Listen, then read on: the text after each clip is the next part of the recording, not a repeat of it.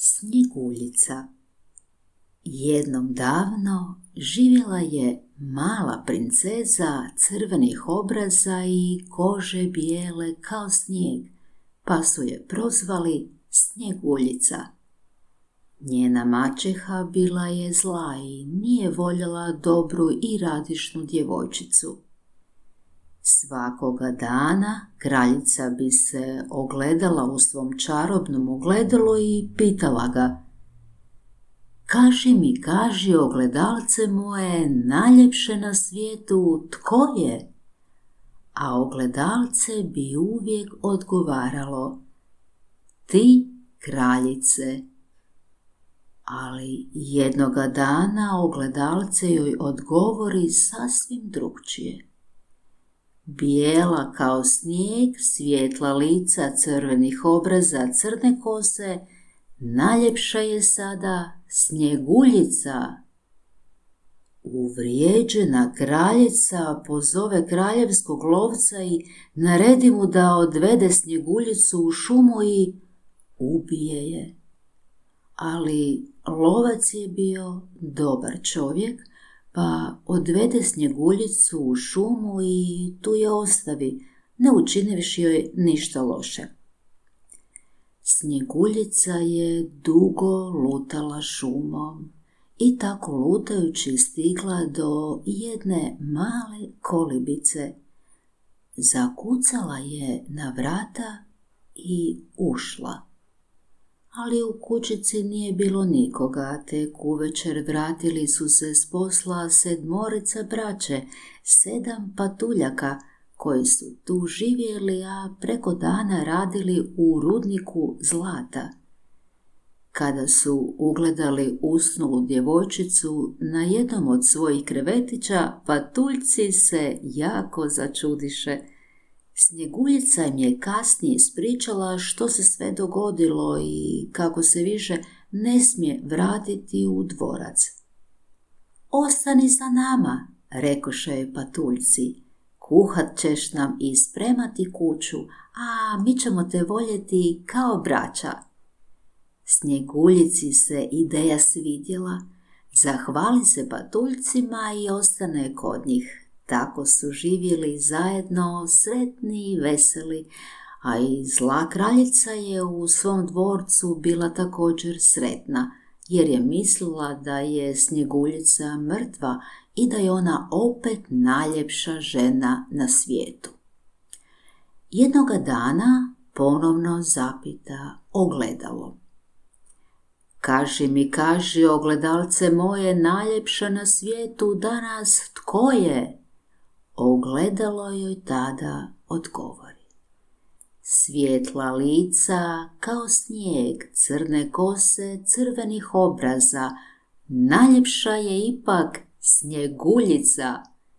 Istoga trenutka kraljica je vidjela u ogledalu sliku kolibice i u njoj sretnu Snjeguljicu i 7 patuljaka. Kraljica je bila bijesna. Ovaj mi put Snjeguljica neće pobjeći, sama ću je ubiti. Sutradan kraljica nabere lijepe crvene jabuke i u jednu stavi otrov. Zatim prerušena u dobroćudnu staricu pođe u šumu. Kraljica je stigla do kućice i pozdravi Snjeguljicu.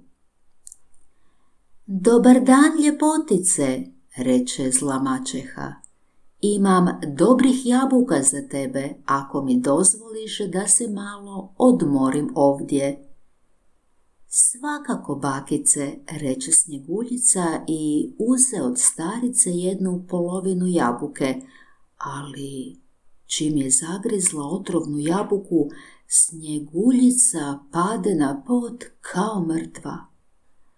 A sada, tko je najljepši na svijetu? Smijući se zlobno, reče kraljica i nestane u gustoj šumi. Uvečer, kada su se patuljci vratili kući s posla, našli su Snjeguljicu kako leži na podu, blijeda i hladna. Budili su je i zvali, ali nesretna se djevojka nije odazivala. Umrla je, tužno su zaključili patuljci. I kako takvu ljepotu nisu mogli zakopati, patuljci su je stavili u stakleni kovčeg i odnijeli u šumu među cvijeće, nadajući se tako da će jednoga dana njihova Snjeguljica oživjeti. Zima je došla i prošla i stiglo proljeće. Iz susjednog kraljevstva prolazio je mladi princ i ugledao Snjeguljicu. To je naša princeza Snjeguljica, rekoše mu patuljci, ali ona je mrtva. Ona nije mrtva, već samo spava dubokim snom, reče princ i nježno uze Snjeguljicu u naručje i poljubi. U tom trenutku komad otrovne jabuke ispadne iz njenih usta. Snjeguljica se probudila. Prelijepa Snjeguljice, reče princ, postani kraljicom moga kraljevstva. Hoćeš li? Hoću, odgovori mu Snjeguljica. Snjeguljica i princ odjahali su na bijelom konju u dvorac, gdje su se uskoro i vjenčali. Na vjenčanju su bili naravno pozvani i njezini prijatelji patuljci, a zla maćeha je nestala i o njoj više nikada nitko više ništa nije čuo. A princ i Snjeguljica još su dugo godina živjeli sretni i radosni.